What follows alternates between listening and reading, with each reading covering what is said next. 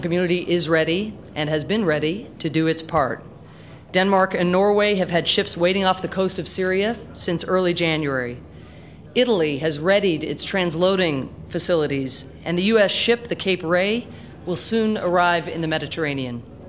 By delaying, the Assad regime is only increasing the costs to nations that have made donations for shipping, escorts, and other services related to the removal effort. But it is also encouraging heightened risks that these weapons will be used again by regime elements or will fall into the hands of terrorists. Even as we seek to eliminate Syria's chemical weapons stockpile, the international community must continue to work against the daily horror and violence convulsing the country.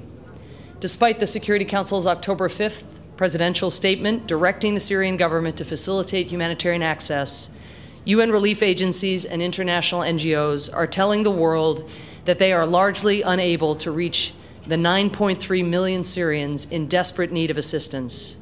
This is not an all-parties problem. The principal source of obstruction is the Syrian regime. For too long, the Syrian government has combined indiscriminate violence, most recently through the daily use of barrel bombs in Aleppo, with a deliberate strategy of starvation and denial of medical supplies. President Assad's utter disregard, almost contempt, for the welfare of his country's people is glaringly obvious, and the need for a political solution to the crisis could not be more urgent. This Council must actively support the principle that all barriers preventing humanitarian access to all parts of the country and all civilians be removed immediately, as this Council urged with one voice in its October presidential statement. The United States will continue working towards that end. And with that, I'd like to answer a couple of your questions. Can I ask you about the announcement that the UN has just made about a humanitarian agreement? Nothing's gone in or come out yet, but in the old city of Homs. Well, I think you put your finger on the most important feature of that agreement. Nothing has gone in or out yet. I note regime statements this morning describing a willingness to evacuate innocents, given that the regime up to this point has described just about anybody living in opposition territory as a terrorist and has attacked them as such. We have reason on the basis of history to be very skeptical and frankly very concerned about anybody who falls into regime hands who comes from a part of the country that has been under opposition control.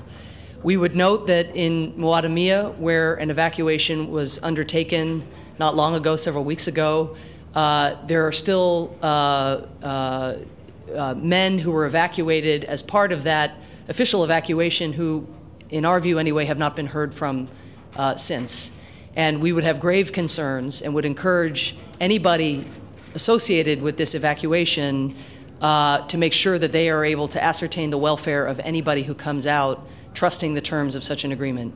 If I could just continue on this, I would also note that the old city of Homs, which has been under siege for well over a year, where the conditions are completely deplorable and utterly heartbreaking, is just one of the besieged areas that we've been raising with the regime. Our understanding is there are about 2,500 people in the old city of Homs. Maybe 500 to 600 are being described as covered by this New Deal. 250,000 people living across the country in besieged areas in similar conditions, with no access to food, no access to medicine, no fuel. It's an outrage, and while again, any progress, when any single life is improved, when any single individual is able to depart conditions like that or get access to food, that's better than the alternative.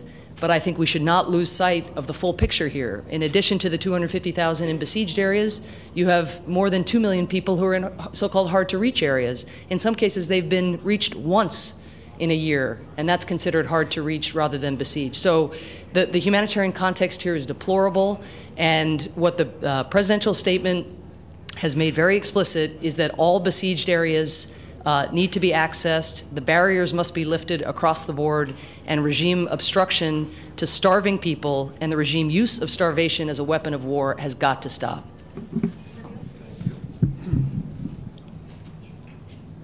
Thank you, Ambassador. Yes. Ambassador Churkin said yesterday that the American vessel is not ready to be in the spot or to do the job to destroy the chemical weapons. When is the American vessel will be ready? And two, are you still working on a draft resolution on the humanitarian problem in Syria? Are you going to circulate the draft anytime soon?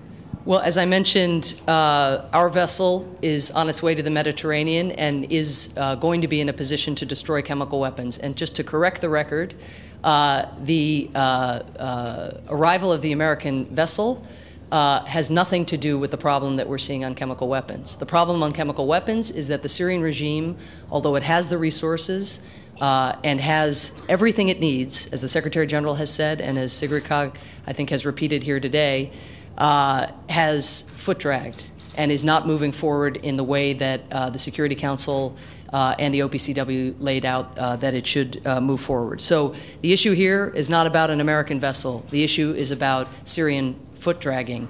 And we and our partners who have contributed resources to this effort are going to be positioned to destroy Priority 1 and Priority 2 chemicals as soon as they exit Syria, which they should have done already.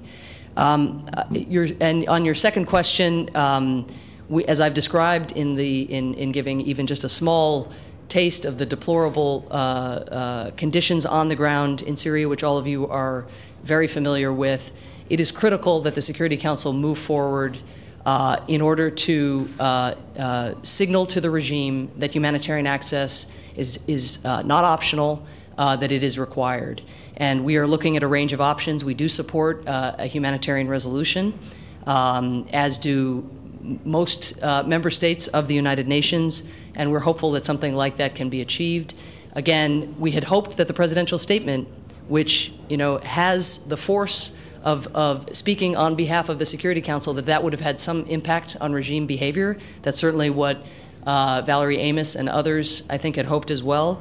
But if you look at the track record between October and where we are now at the beginning of February, there has been almost no improvement, almost no progress. Thank you.